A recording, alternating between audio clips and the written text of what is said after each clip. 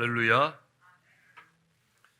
저희들 이 아침에 함께 봉독하실 하나님 말씀 요한계시록 21장 1절로 4절 말씀 되시겠습니다. 저와 여러분이 한 절씩 교대로 봉독하시겠습니다. 또 내가 새 하늘과 새 땅을 보니 처음 하늘과 처음 땅이 없어졌고 바다도 다시 있지 않더라.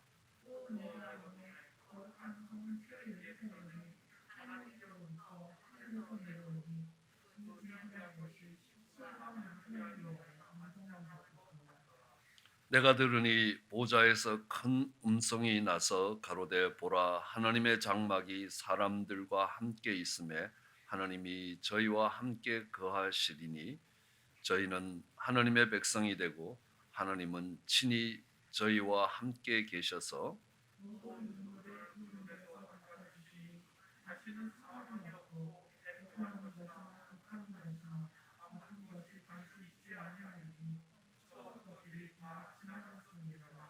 아멘.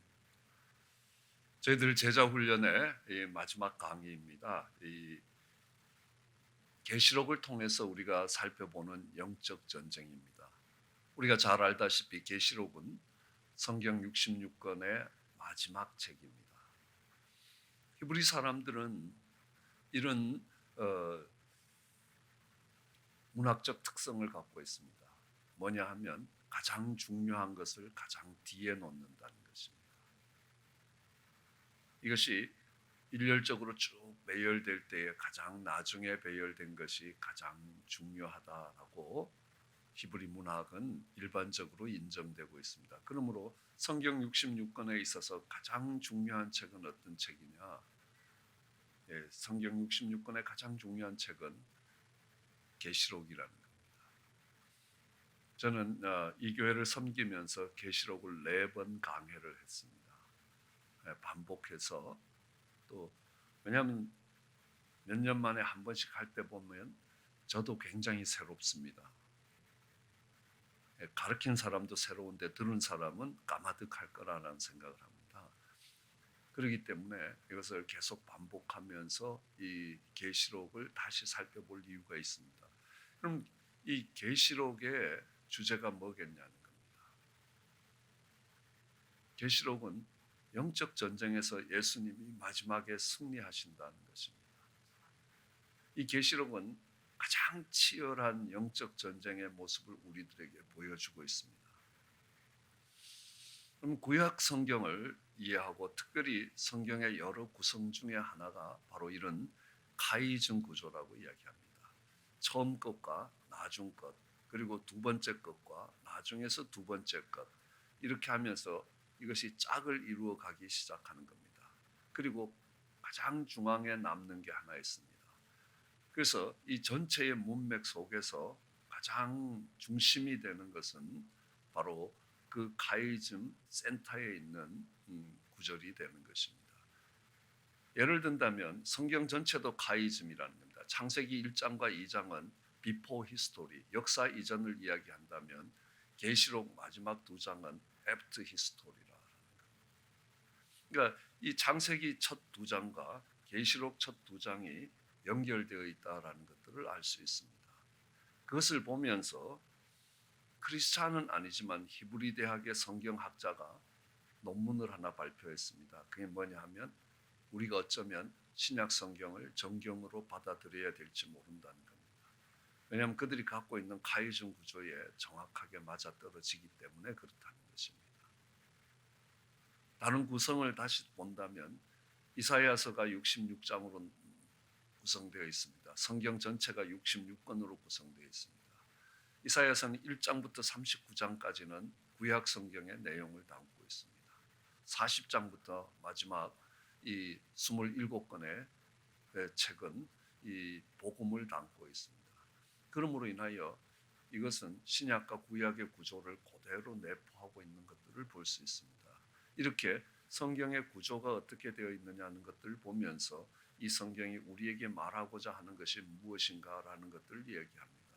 요한계시록은 크게 이야기하면 7개의 비전으로 구성되어 있다는 겁니다. 하늘의 비전, 땅의 비전, 하늘의 비전, 땅의 비전 이렇게 하면서 일곱 개의 비전이 구성되고 있는데 그 가장 중심에 놓여 있는 것이 계시록 12장에 있는 여자와 아이, 바로 예수 그리스도를 상징하기도 하고 여자는 교회를 상징하기도 합니다. 그리고 그 여자와 아이를 죽이려고 하던 용과 두 짐승이라는 겁니다. 우리는 잘 알고 있습니다. 우리의 영적 대적이 정말 용과 그의 사자, 옛 뱀이라고도 하고 사단이라고도 하고 마귀라고도 하는 천하를 깨는 자다. 그러니까 우리의 대적을 정의할 때 그렇게 합니다. 이 용이라는 것은 굉장히 강력한 힘을 갖고 있고 뱀이라는 것은 매우 교활하고, 이 사단은 하나님의 일을 방해하는 것이고 마귀는 좋은 관계를 깨트리는 이 역할을 감당할 때 이름입니다. 같은 이름입니다. 같은 한 존재에 대한 이름이 다를 뿐이라는 겁니다. 그래서 용과 두 짐승 그리고 여자와 아이, 이 죽이고 죽이는 이 싸움이 시작되는 것이 이 요한계시록 전체의 가장 중심에 놓여 있다는 겁니다. 이것이 가장 치열한 영적 전쟁이라는 것들을 알 수 있습니다. 그 이전에 요한계시록 전체가 우리에게 말하고자 하는 것이 무엇인가를 알아야 될 필요가 있습니다. 요한계시록은 우리가 잘 알다시피 계시록, 묵시록, 마지막 때에, 역사의 마지막 때에 어떤 일들이 일어날 것인가, 어떤 사건의 종말이 어떻게 지어질 것인가라는 마지막 때를 기술한 책이라는 겁니다. 우리가 아직 가보지 않은 세계에 있기 때문에 지금의 언어로 이 역사의 종말을 쓴다 그러더라도 우리는 굉장히 어렵다는 겁니다. 한번 여러분 생각해 보십시오. 1세기의 눈으로 하늘을 날아다니는 비행기를 표현하면 어떻게 하겠습니까? 비행기라는 단어가 없습니다. 비행기라는 물체가 없습니다. 그렇기 때문에 그거를 이 잠자리 같은 게 하늘을 날아다니는데 이게 쇠로 된 잠자리고 앞에서는 번쩍번쩍하고 뒤에서는 연기가 막 나더라. 이렇게 표현밖에 못하더라는 겁니다. 원자폭탄이 터지는 모습을 어떻게 설명하겠습니까? 그냥 그 버섯 같은 구름이 일어나기 시작하더니만 거기서 이 인진이 떨어져서 쓴 이 가루들이 떨어져서 그 인진이 닿는 데마다 다 죽더라, 식물들도 다 죽더라, 이런 표현들이 나오고 있습니다. 이거는 거의 원자폭탄이 떨어지는 것들을 볼 때에 1세기 언어로 표현하면 이렇게밖에 표현하지 못할 것 같다라는 생각들을 하게 됩니다. 그러므로 이렇게 쉽게 이해가 되지 않습니다. 왜냐하면 그 1세기의 랭귀지로 마지막 때의 모습을 보고 기술하기 때문에 그렇습니다. 그럼 그 시대에 없었던 사람들이 텔레비전이라든지 핸드폰 같은 걸 어떻게 설명하겠습니까? 조그만 기기를 손에 들고 있는데 저 멀리 있는 사람들의 얼굴과 행동이 다 보인다는 겁니다. TV가 들어와서 경기장에서 축구하는 모습을 우리가 집안에서 볼 수 있는 것도 별로 오래되지 않습니다. 그런 것처럼 이렇게 이 오늘의 언어로 미래에 있는 사건들을 설명을 할 때 그 미래에 있는 사건들이 미래에 나타나는 물체들을 설명할 수 있는 단어가 없다는 겁니다. 그렇기 때문에 그것을 표현해가면 굉장히 기괴한 표현이 되고 이해하기가 어려운 표현이 되기도 하지만 어쨌든 요한계시록은 마지막 때의 모습인데 그것이 치열한 영적 전쟁의 모습을 우리에게 보여주고 있다라는 것들을 확인할 수 있습니다. 그리고 그렇다면 왜 하나님께서 이 요한계시록을 통하여 마지막 때의 모습을 우리에게 보여주느냐는 것입니다. 말씀드렸듯이 마지막 때에 예수님이 승리하신다는 겁니다. 하다못해 노스트라다무스라는 사람이 예언서를 쓰는 유명한 예언서 중에 하나도 정말 이 마지막 때에 공포의 대왕이 하늘로부터 내려온다는 겁니다. 우리에게는 정말 신랑 되신 예수님이지만 믿지 않는 자들에게 있어서는 심판을 하시는 공포의 대왕이 될 것이라는 겁니다. 이 마지막 때의 모습을 성경이 정확하게 기록하고 있는 이유는 뭐냐 하면 마지막 때에 예수님이 승리하신다. 그럼 우리는 어떻게 살 수 있습니까? 굉장히 담대하고 평안한 가운데서 용기 있게 살 수 있다는 겁니다. 오늘 내가 치루어 가고 있는 이 영적 전쟁이 아무리 치열한 전쟁이 되더라도 마지막은 우리가 승리한다는 겁니다. 그게 있는 사람들이 무엇을 두려워하겠습니까? 이 마지막은 하나님의 주권 하에 있는 것이라는 겁니다. 그래서 이 계시록을 통해서 주는 교훈을 우리는 마치 이런 거에 비유할 수 있습니다. 한일전 축구를 보는데 2대0으로 이겼다는 것들은 알고 보는 겁니다. 그럼 아무리 골 문 앞에 와서 골을 넣을 듯이 정말 이렇게 위협을 가한다 할지라도 이 골이 안 들어간다는 거 안다는 겁니다. 왜냐하면 결과가 2대0으로 이기는 거니까. 그러므로 우리는 마지막 때 그 결과를 보고 오늘을 살아가는 겁니다. 우리가 살아가는 그 과정은 어떨지 모릅니다. 그렇죠? 우리는 마지막 때 그렇게 될 것이라는 걸 무엇으로 알 수 있느냐? 믿음으로 알 수 있다는 겁니다. 믿음의 눈을 들어서 볼 때 그것이 보여진다는 겁니다. 그러므로 우리의 싸움은 그 믿음을 붙들고 있을 것인가, 믿음을 포기할 것인가의 싸움이 되는 겁니다. 그 믿음의 결과는 이미 계시록을 통해서 우리에게 주어져 있다라는 사실입니다.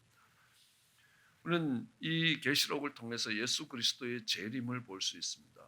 이 재림이라고 이야기할 때 이 그릭 단어, 이 원래의 성경이 사용하는 단어는 파루시아라고 이야기합니다. 예수님이 초림하셨습니다. 처음에 정말 이 베들레헴의 육신을 입고 이 땅에 오셨습니다. 그걸 초림이라고 이야기합니다.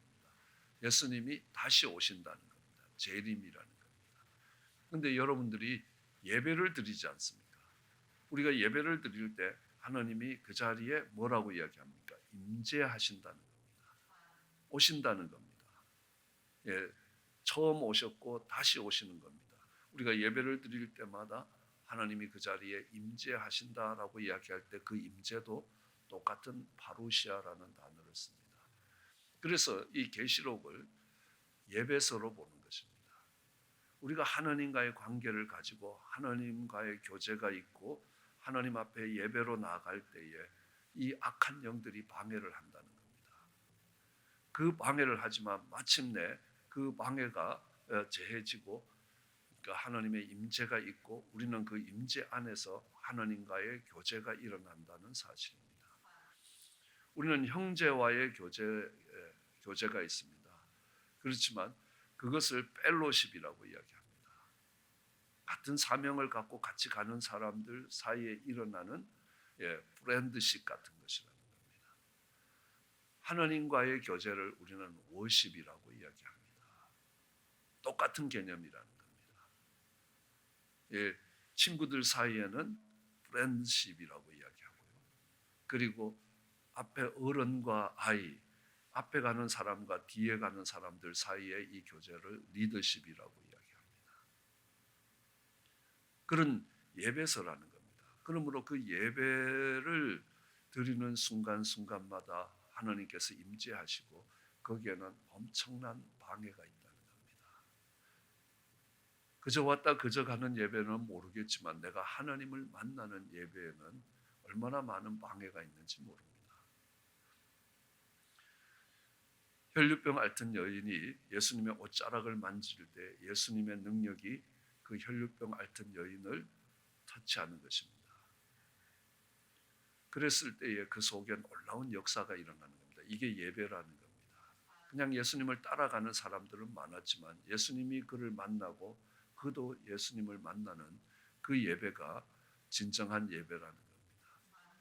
수르보니게 여인이 예수님을 찾아와서 예수님을 만날 때 그의 흉악히 귀신 들린 딸이 회복되는 것입니다. 그런데 예수님께 나아가는 과정을 보면 쉬운 과정이 아닙니다. 무시와 멸시를 받고 박대와 거절을 당하고 조롱을 당하고 모욕을 당하면서 그 앞으로 나아가는 것들을 보게 되는 것입니다. 우리가 뭔가 정말 이렇게 기도 가운데 하나님의 임재를 경험할 것 같으면 꼭 필요 없는 전화가 와도 전화가 와서 방해를 하는 것들을 볼 수 있습니다. 그것은 방해가 된다는 것은 내가 하나님을 만나고 하나님과의 교제가 있을 때에 놀라운 일들이 일어날 수 있다는 것입니다. 그것을 아는 악한 영들의 세력이 그것을 당연히 방해하는 것입니다. 요한계시록은 그것이 어떤 형태로 들어오고 어떤 형태로 그것이 극복되는가라는 것들을 우리에게 보여주고 있다는 겁니다. 요한계시록 4장은 이렇게 이야기합니다. 정말 이렇게 지금 있는 일을 설명한 후에 이제 장차될 일을 설명하는 겁니다. 이 일 후에 지금 7교회에 대한 이야기가 끝난 후에 내가 보니 하늘에 열린 문이 있는데 내가 들은 바 처음에 내게 말하던 낫발 소리 같은 그 음성이 가로되 이리로 올라오라. 이후에 마땅히 될 일을 내가 내게 보이리라. 앞으로 정말 미래에 역사의 종말에 일어날 일을 내가 너한테 보여주겠다는 겁니다. 그래서 올라갔습니다.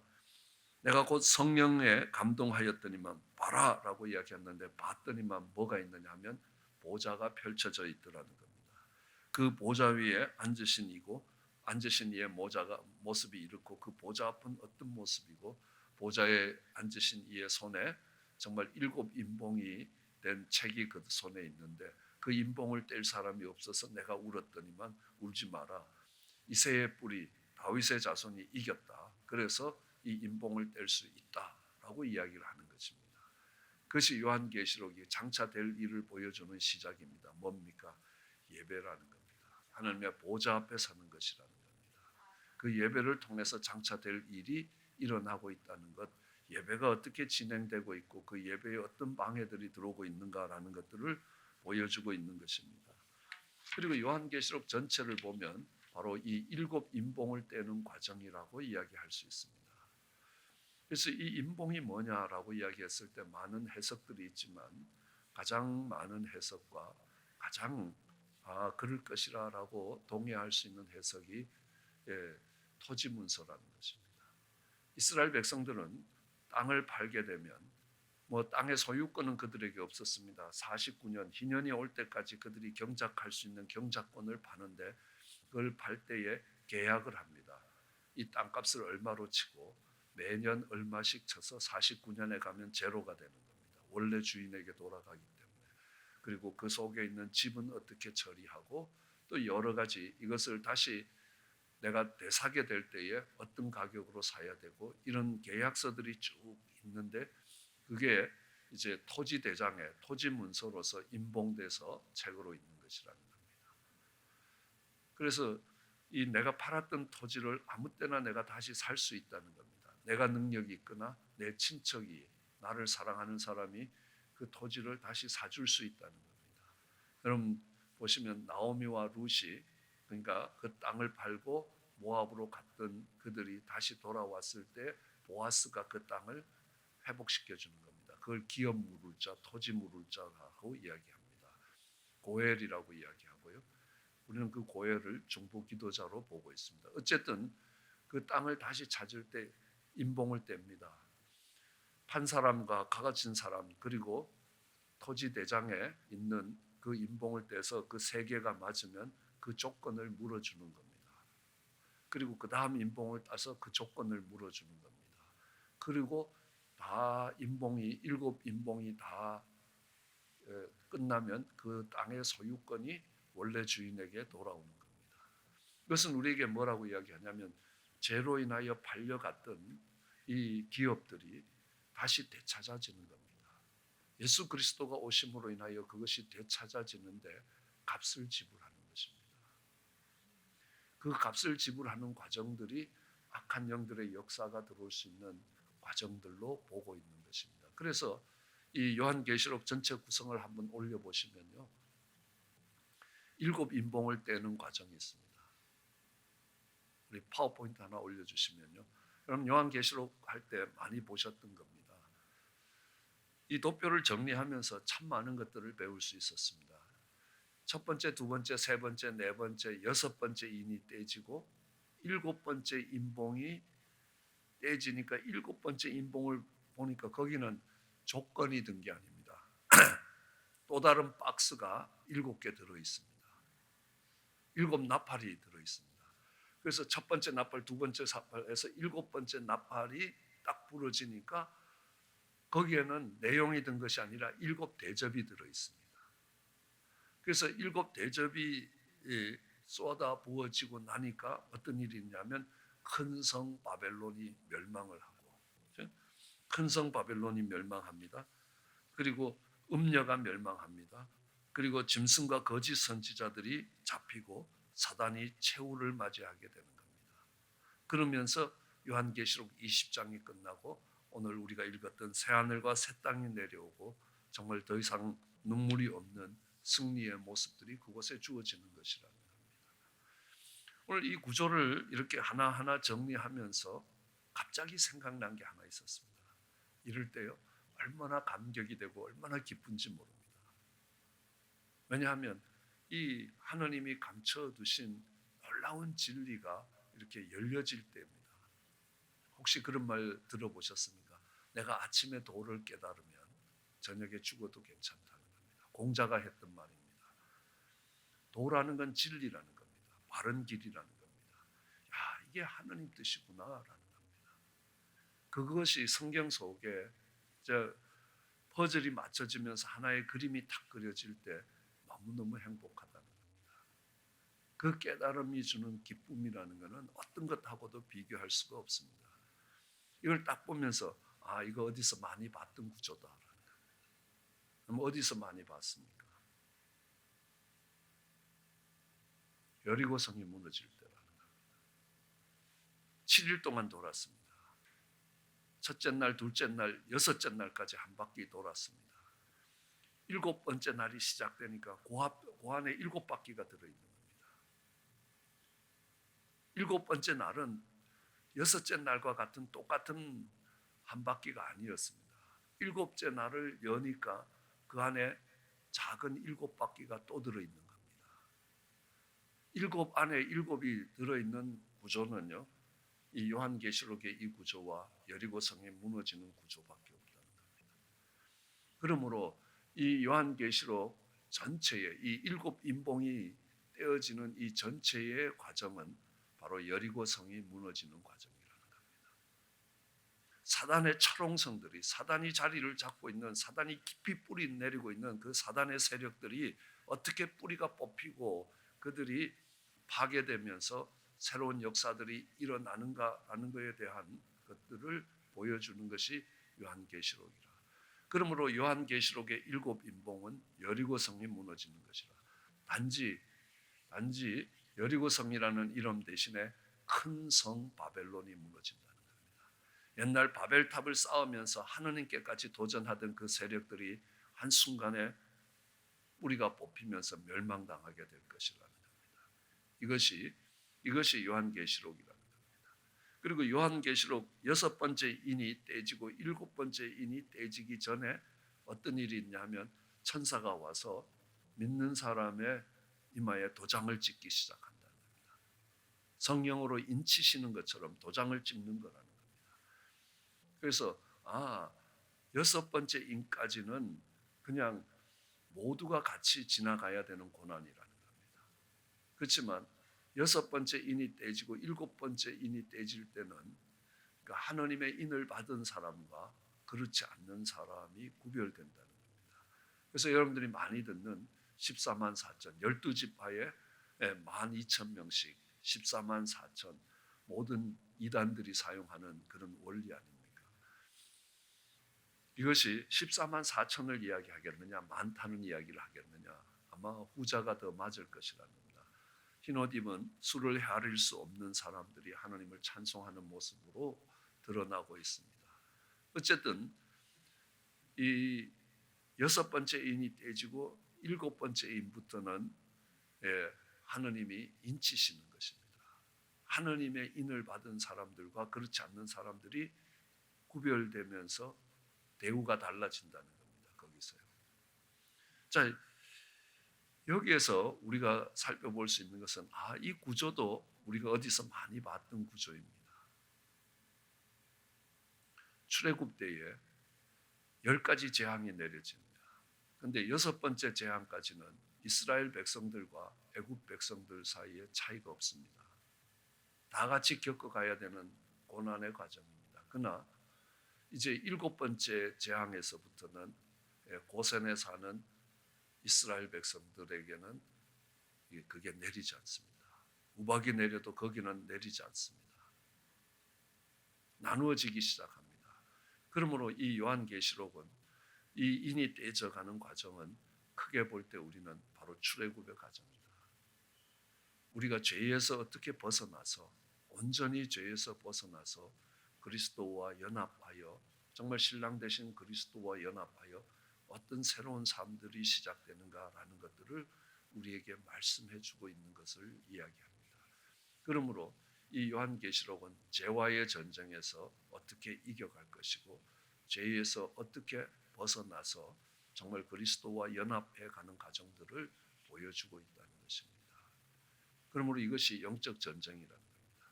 가장 중요한 것은 하나님이 승리하신다는 겁니다. 그러므로 우리는 하나님이 이겨놓은 전쟁을 싸우고 있다는 것입니다. 거기에서 오는 담대함과 거기에서 오는 용기들이 필요하다는 겁니다. 그것은 믿음이라는 통로를 통해서 온다는 겁니다. 그 영적 전쟁에서 그 믿음을 갖고 있을 때 우리는 승리하게 될 것이라는 것들을 알 수 있습니다. 그렇게 정말 마지막 때에 승리하는 모습으로 마지막 때 어린 양의 혼인잔치에 함께 참여하는 그런 성도로 거룩한 백성으로 설 때에 우리는 반드시 이길 것이라는 겁니다. 그 믿음을 가지고 정말 오늘 우리가 걸어가야 되는 광야의 삶에서 승리할 수 있는 저와 여러분 되시기를 주의 이름으로 축원합니다. 기도하시겠습니다. 사랑 은혜가 많으신 하나님, 지나온 시간 동안 하나님 영적 전쟁에 대해서 깨우침을 주시는 것 감사합니다. 우리가 살아가는 세상이 눈에 보이는 세상과 눈에 보이지 않는 세상이 있다는 것들을 깨닫게 하시고 그 우리의 씨름이 혈과 육에 있는 것 아니요 눈에 보이는 세상에 있는 것이 아니요 아내와 남편에게 있는 것이 아니요 그 배경이 되는 영적인 세력임을 깨닫게 하여 주시옵소서. 정사와 권세와 이 어둠의 세상 주관자들과 하늘에 있는 악한 영들에 대함을 기억하게 하여 주시고 우리 주님이 마지막 때에 반드시 승리하신다는 그 믿음을 가지고 오늘 담대하게 그 전쟁을 치루어 나가는 저희들 되게 하여 주시고 하나님 승리하는 십자가의 군병으로 드러나게 은혜를 더하여 주시기 간절히 소원합니다. 감사합니다. 예수님 이름으로 기도드렸습니다.